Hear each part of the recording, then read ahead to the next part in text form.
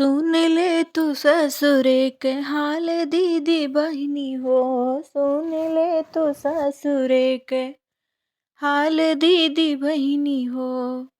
पहिले पहिले जब आइली गवनमा, पहिले पहिले जब आइली गवनमा, सासु मोरी आरती उतार दीदी बहिनी हो। सासु मोरी आरती उतार दीदी बहिनी हो। सुन ले तू ससुरे के हाल दीदी बहिनी।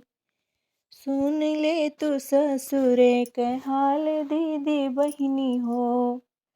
दूसरी बार जब आइली ससुरवा, दूसरी बार जब आइली ससुरवा, सासु मोरी लगही सुतावे दीदी बहिनी।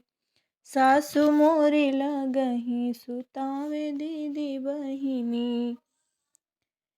सुन ले तू ससुरे के हाल दीदी बहिनी।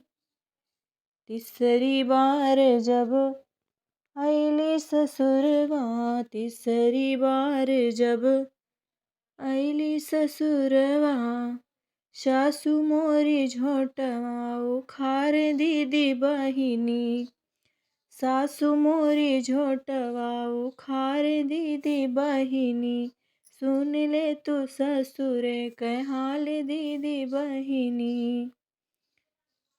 चौथी बार जब आइली ससुरवा, चौथी बार जब आइली ससुरवा, सैया हमका घर से निकाल दीदी बहिनी। सैया हमका घर से निकाल दीदी बहिनी। सुन ले तू हमरो हाल दीदी बहिनी। सुन ले तू ससुरे के हाल दीदी बहिनी। मम्मी के प्यार छूटल पापा के दुलारवा, मम्मी के प्यार छूटल पापा के दुलारवा, कुल भया दरवा बेकार दीदी बहिनी।